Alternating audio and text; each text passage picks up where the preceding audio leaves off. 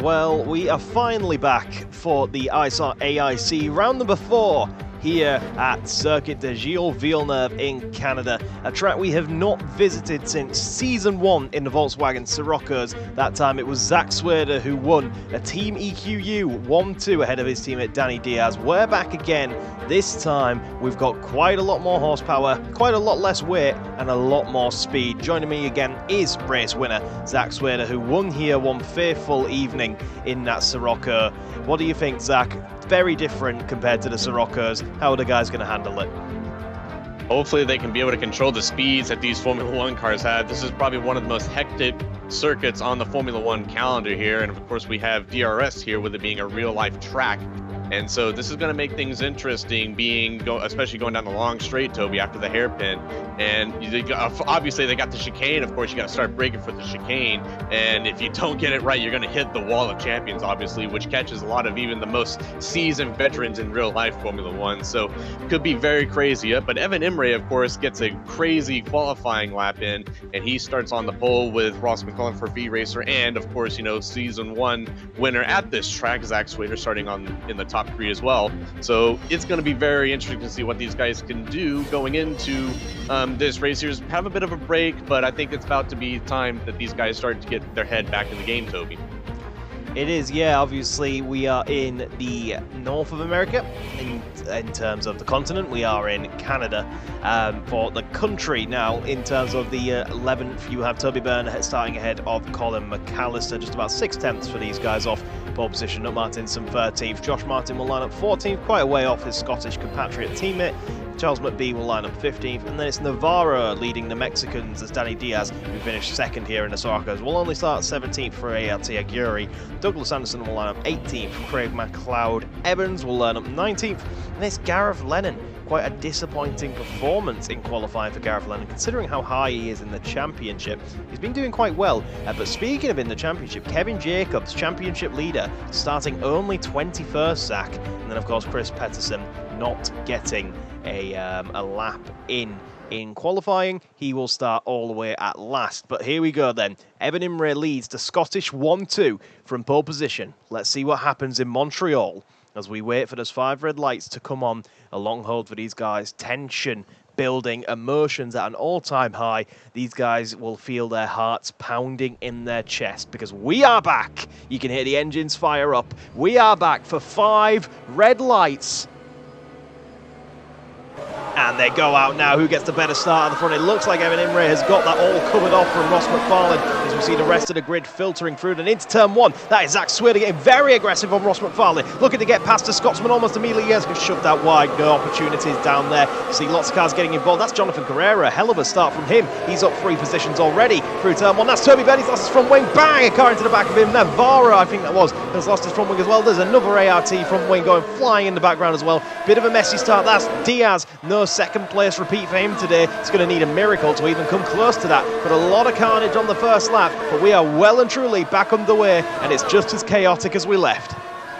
It is, and I can tell you one thing. I don't expect anything was going on through anyone's heads for that first corner. That's a car in the back, but that's Gareth Lennon here. We talked about he had a terrible qualifying start. In fact, Iron Brew Racing has had a terrible qualifying start for this weekend, and they're of course leading the Team Constructors Championship, so this is not the weekend that they were looking for. As we take a look at Joshua Wood coming side by side right here at that, I believe that is going through the field. I'm not sure who that is. Oh, that's Jonathan Carrero actually next to him and now we're going into the hairpin of the wall of champions here, into the chicane. Got to keep it nice and tidy through there, otherwise you're going to hit the wall of champions. So back underway at racing, and it's already, like you said, chaos as Colin Spencer is looking to pass Colin McAllister, trying to maintain anything he can go through the season. He's been kind of silent here in the season recently with this one here, not getting his, we always talk about how good Colin Spencer is, but this season, Toby, he's had his ups and downs so far, but he's looking to try to get into the points here. But that start, Toby, I don't think it was anything that Toby Byrne could have done with that one. If we can get a replay on that one, as that was a lot of hectic chaos right there. And there's Gareth Lennon and Danny Diaz here. Gareth Lennon still trying to get it back into the pits. And Juan Navarro, I think you were right on that one. I think he was one that probably took out Byrne's wing, or he was something. But yeah, he's in the pits as well. So very, very not a good start for any of those guys. So here we are, resuming the lead battle then for first, second, fourth, fifth. You can see them all still in the same camera shot, no one dropping anyone just yet. Coming down the back straight, of course, no DRS for the opening 3 laps in this series. So the guys will have to do it the old-fashioned way if they want to make some passes. This looks like Zach Swaler's got a bit of a run, nothing doing into the Wall of Champions though. And it will be Jonathan Carrera looking to go up the inside of Guglielmo Campagnari. And no, Campagnari holds firm, and Carrera will have to wait and try his opportunity a little bit later on. But coming from turn 1 and 2 we go then. Evan Imre still leading the race, and he's doing well. Damien Haskins is trying to go around the outside of Carrera now. He's going to get forced out wide for his troubles, and that's going to allow McAllister through. Can Callum Spencer capitalise as well? He's going to try hold it around the outside of McAllister. Great defensive drive from Damien. Great offence from Colin McAllister, but Damien holds on. Splendid driving between the two, not to make any contact there for the, of course, rookie race winner in terms of Damien Haskins. Still got the best win-to-race ratio of anyone on the grid, proving to be quite a thorn in the side of the more experienced drivers so far this season. Doing a good job for them as well. Gareth Lennon finally makes it back to the pits as we look around, and it's going to be Ross McFarlane heading off Zach Swader, but Evan Imre is leading a bit of a train, and that looked like a bad exit for Zach Swader, but an even worse one, to be fair, for Chester Jackson, so I don't think he will need to worry too much about that. But Zach, at the end of this lap, in fact, even now, DRS is active. And yes, and like we were talking in the pre-race, right here is Ross McFarlane is going to try to make the first move into the chicane here, gets the curbing, and he almost slid into the Wall of Champions here. That's how fast that these guys are going off down that back straightaway before they get to the chicane. And of course, we got a second DRS section as Zach Swader's going to take advantage of it right here. And I believe he's going to do it around the outside of Ross McFarlane, but he's not going to get into it. But that's going to come under pressure from Chester Jackson right there, but nothing doing right there as they had to mind their P's and Q's as they were going way into the corner there. I don't think Chester Jackson was expecting to have Zach Swader right up into the gearbox section of Swader's car. I don't think he was expecting going on a bit too fast right there, but yeah, this is very interesting as we can talk about here. So everybody's starting to spread out now. Evan Imre, he's came out of nowhere recently, Toby, and to get the pole here, leading the race here, I think this could be Force Vizzy's comeback, as they've had actually a pretty solid season. They had a good race last time out, if I'm not mistaken, in Shanghai. But they have been silent for the past few seasons, Toby, but now is, I think it's go time. Could we see them back into the end of the season, possibly into the next? Well, we've seen them do crazier things. Of course, they came out of nowhere in Season 1 to start dominating the second half of the series and propelled Martinson to his first championship in the ISR series. Damien Haskins looking at the inside of, is that Valerio Campagnari? It is. Nothing doing at the moment. He'll have to wait behind the Italian. But he has a little bit of DRS into turn 1, so the Brit should be able to get this done up the inside of turn 1. Needs to get it done though, because we've seen how hard it is to go around the outside here. Doesn't get it done. Falls back in line. Valerio cuts the corner a little bit. Colin McAllister says thank you very much, but can't get on the throttle, and we're going again for round 2. Damien's going to have to try hold it around the outside of McAllister again. Does so nicely, and it's forming a little bit of a train this now, and these guys have got to be careful not to run into each other because they're running in such close proximity. Callum Spencer's going to take the opportunity to try go up the inside of Douglas Anderson. Can he pull it off? He's now on the outside, squeezed out by the Scotsman, and again forms another little bit of a bottleneck. Meanwhile, Ross McFarlane's teammate Josh Martin looking to get in on the action. Can he go up the inside of Underhill? No, just waits for it. Waiting for that opportunity. He's got a good one coming up into the hairpin. If he can pass Underhill, he'll have a little bit of DRS to run away with it. It looks like he's going to have to hang fire for now. Is that a Northern Lights Racing car with no rear wing? It is. Craig Evans has lost his rear wing somewhere along the course of this lap. I'm sure we'll see what happened there as we get some replays of that start time. So here we are on board with Toby Byrne. Of course, he lost his front wing into the first corner here as we take a look around the outside. And just, oh, that's Jonathan. Yep, Jonathan Carrero had, I think he got, that was just a whole big gaggle of cars. Everyone checked up on board with Danny Diaz. Let's see what happens. There's a car going into the gravel right there. And big chunks of front wing. I believe that was somebody. And ooh, just so many cars going into the corner. That just does not cut it. And especially you saw what happened here with the Toby Byrne incident as we're on board with Gareth Lennon.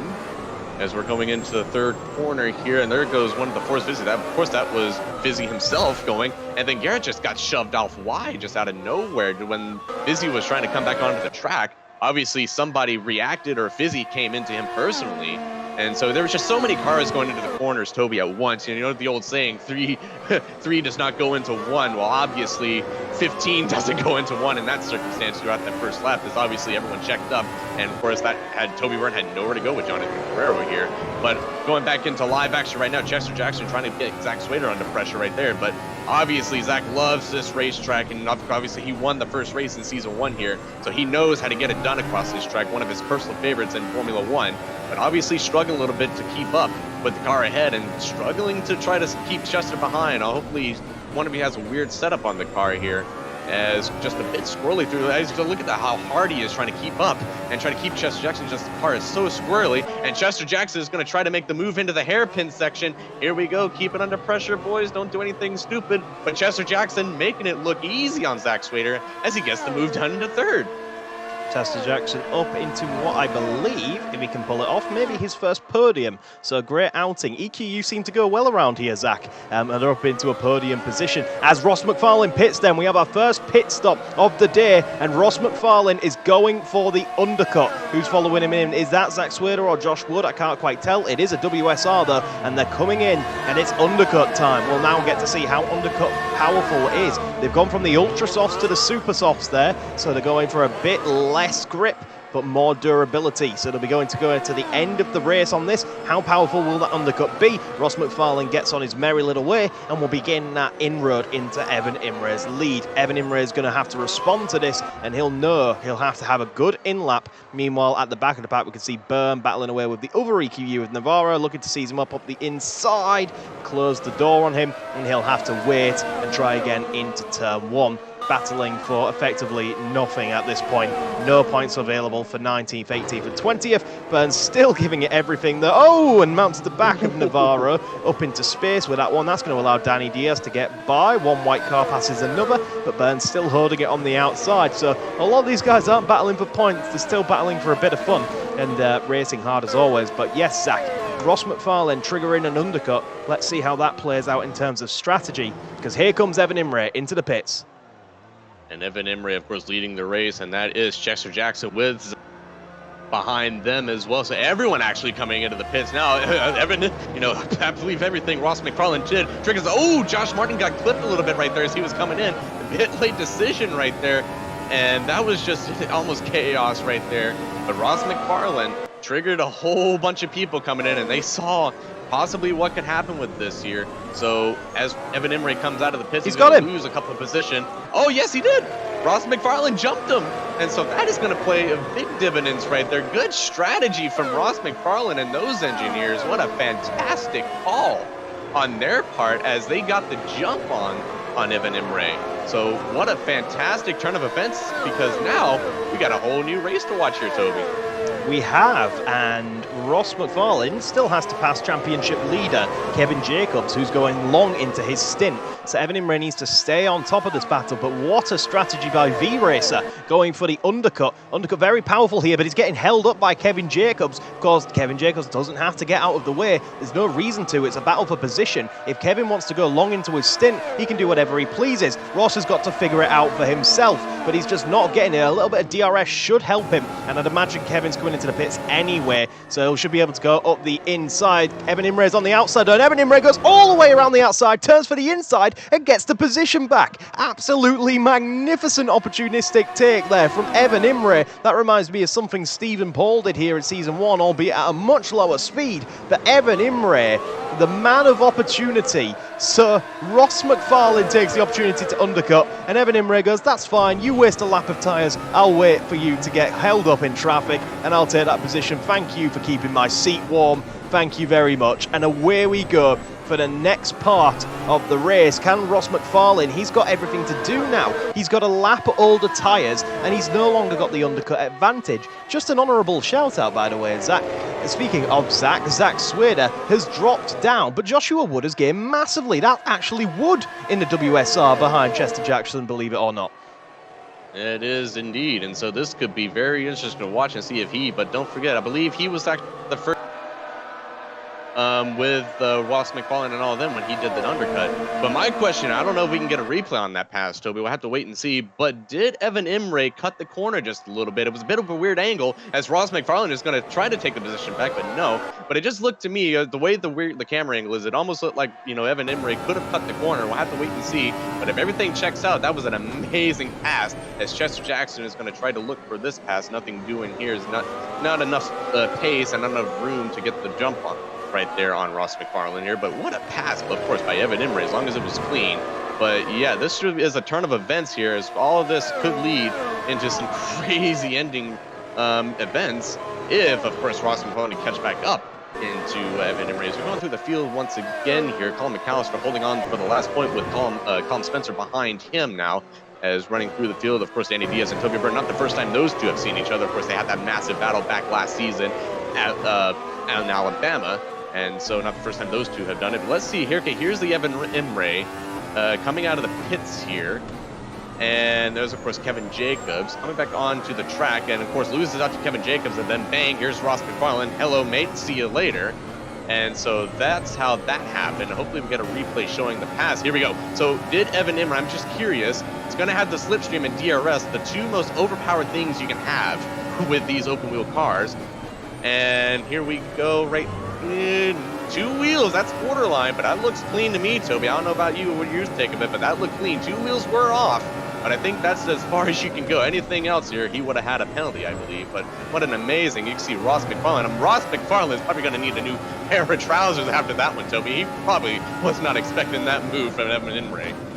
Yeah, the thing with Ross McFarlane was he was worried, wasn't he? He was early on the brakes because he didn't know what Kevin Jacobs was doing. Is he pitting? The thing is, if he knew Kevin was going to pit, he could probably have afforded to brake a bit later. But he did, because Kevin had already gone long into his stint, he thought he might stay out for another lap, I think. So he broke early to give Kevin the rooms to stay on the outside. But Kevin just went in anyway, so he just compromised his own line, and his fellow compatriot Imre went thank you very much and has taken that away from him. Now Kevin has pitted and he's come out quite far behind, but Ross now has to chase down Evan, and he has a lap older tyres, and the pace advantage of being on the younger tyres now goes to Evan Imre. And it really makes Ross's job a lot harder.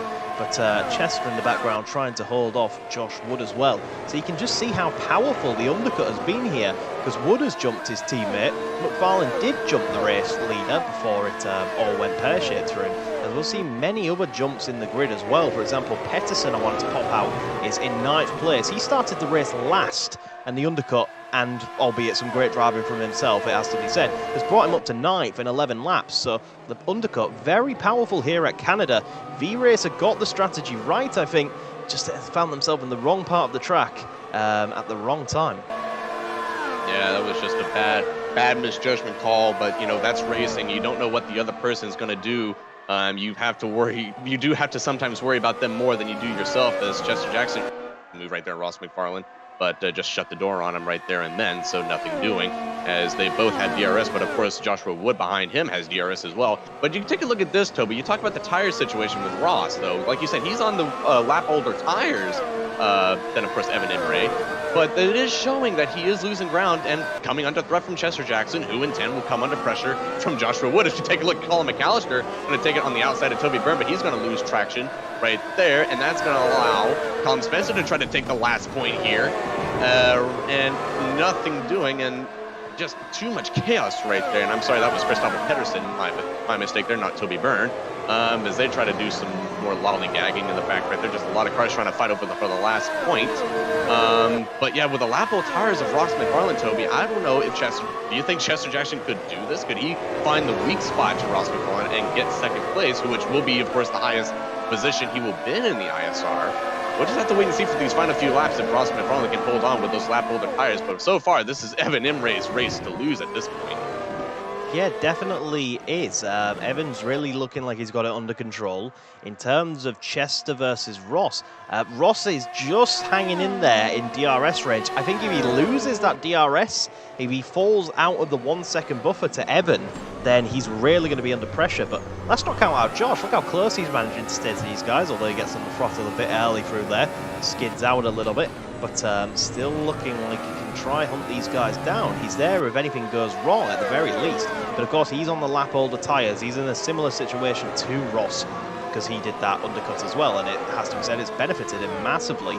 As we can see, even Jonathan Carrera has undercutted Zach Swader at this point, so Zach really needs to work on getting back past into the top 5 to try, albeit minimise what's kind of been a disaster for the WSR Swader car in terms of their pit stop, because they've gone from 3rd, battling, you know, for 2nd, down to 6th, and they're going to be lucky to get into the top 5. So Zach really needs to push that car to try salvage something. But here we go. Chester Jackson will have a bit of DRS this time. Ross does not have any DRS, and Chester pulls to the inside quite early, so it looks like he might just breeze past him. Chester Jackson on the inside. Ross is going to try hold it on the outside, and he does hold it off, but Chester's there, and he'll get a second dose of bite of the cherry, and he will be able to get DRS again. He's going to pull to the inside, commit quite early. Again, going to try throw it up the inside. Ross still holding it on the outside, very daring on the brakes. Now he has to go around the outside. We've seen how dirty it is out there. You just can't get the grip when you want to, and he can't get past the Scotsman. Great defence considering he had no DRS. He was just so much later on the brakes. And Ross holds on for another lap, but like I say, Ross has well and truly fallen out of the DRS range. That this is where he's going to come under pressure. And you saw how far back Joshua Wood, I think he got a terrible exit coming out of the hairpin, Toby, but as they were coming through the straight, when those two started to battle a little bit, that brought Josh right back into the scrap. And so that just shows you what battling another person can do when you have somebody that's watching. It's what we call in NASCAR in the North in the catbird seat. You're just waiting to see what everyone in front of you is going to do, and you're just waiting for both of them to make a mistake, possibly take each other out. And you know, those two aren't careful, Toby. Those two could mind up making a small error, driver error, and that's just going to end both of the races, and Joshua Wood will benefit getting second as we're going through the field once again, actually back through the field, watching those two. Christopher Pedersen having us another scrap with Colin McAllister. As by the looks of things, yep, they're both side by side down the straightaway, both of them up. Actually, Colin McAllister has DRS. What a battle for Christopher Pedersen, still keeping up with the Scotsman, not having DRS. But taking a look right now, Colin Spencer is going to look into the inside of Christopher, but obviously has to get back in line right there. So good driving from everyone, actually not hitting the wall of champions, none yet collision, but we still got 4 laps into this. So anything can happen as we take a look at the young man of James Underhill watching everything unfold, as well as Douglas Anderson. Everyone trying to get that last point position, Toby, and it's just meaningful as Nut Martinson. Meanwhile, we talked about our season champion is going to try to make the move on Douglas Anderson. But as you can tell, Toby, when they take that outside line, as we saw in the case with, of course, Chester Jackson trying to make the move, I knew that wasn't going to move because it's been so dirty on that outside line. They just lose so much grip. And so whatever advantage he has, he just loses it trying to go for the outside here. That's very true, so he really has to commit to the inside early, which is what he was trying to do. But it looks like Ross is starting to get into a bit of a groove now. Has Chester taken too much out of his tyres too early?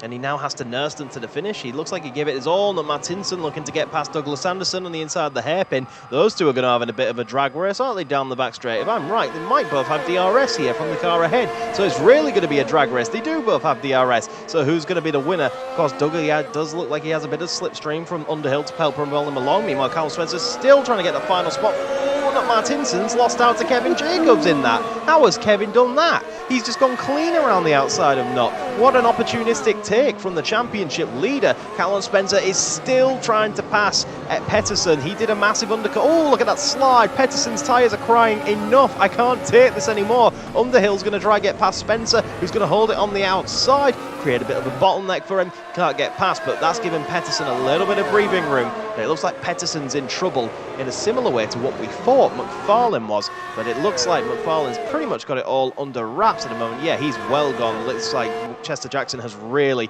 taken too much too early out of his tyres, and it looks like he can. Christopher Pettersson, who started last, has gained 12 positions.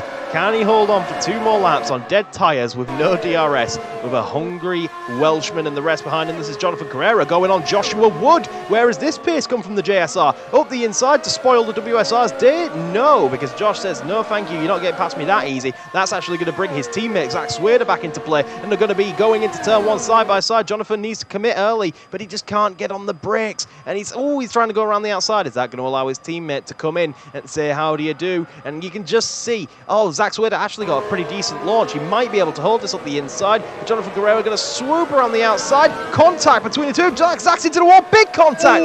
Damien Haskins into the back of Swader. They're both absolutely ruined. That is game over for Haskins and Zach Swader. They're going to fall out the points. It's all gone wrong, and that's how fine the margins are.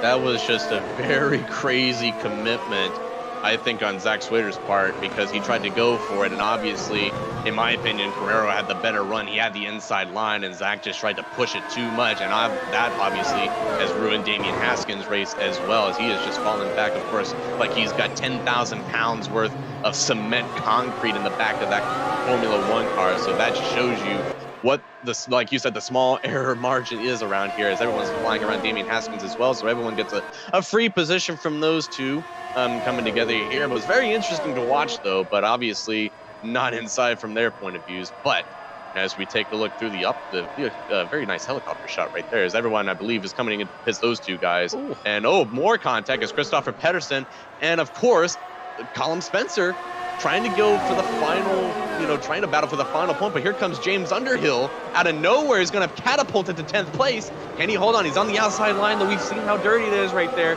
But, look at that. Douglas Anderson, I think, kind of helped him a little bit as he got a bit of wheel spin flying, but James Underhill goes into 9th right now. So that is going to add into play right there as they're fighting out, as Colin Spencer sees that in his mirrors and says, "Goodbye, gentlemen. I am taking this spot, and I am running away with it." And that's going to allow some crazy bottlenecking going on from 9th to 10th in the back. And so there, from one battle to another, Toby, we've had a crazy amount of battles all the way, and we're just now trying to come up and finish the last lap, as Nut Martinson and obviously Douglas Anderson are trying to fight here. But as we're taking a look at this man right here, who's played it out perfectly, Evan Imre will, of course, hang on to the win after that crazy stunt earlier with all the pit stops, still holds on for the race win. And Evan Imre himself, of course, probably thinking he could have done more, but obviously, he got involved with a battle he probably didn't want to be in with Chester Jackson, obviously. So big unfortunate right here, but we're not done yet, as Douglas Anderson tried to take on Christopher Pedersen, trying to get what last little ground he could, but nothing doing here. So with that, Toby, as look at that, Nut Martinson, I think, almost had a drag race with one of the Nemesis cars, as obviously these guys have had some incidents. Juan Navarro, Craig McLeod-Evans, Toby Byrne, and of course the more recent one with Damian Haskins and Zach Swader. Not the race they wanted it to, but it looks like Juan Navarro is trying to gain something on Gareth Lennon, but obviously no, and so they will just have to finish where they are. So with a crazy race, we can finally catch our breath with this one, Toby.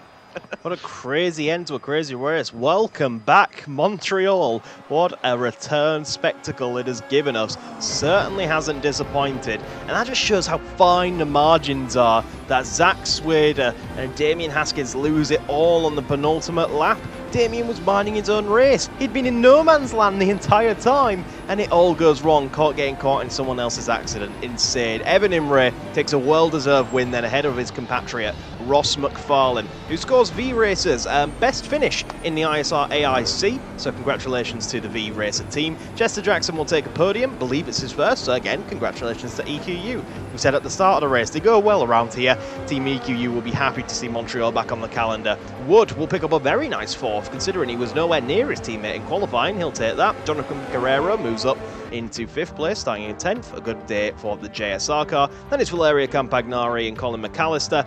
Callum Spencer drops down to 8th. James Underhill will go to 9th. And Chris Petterson, rounding out the points, will go from last to 10th.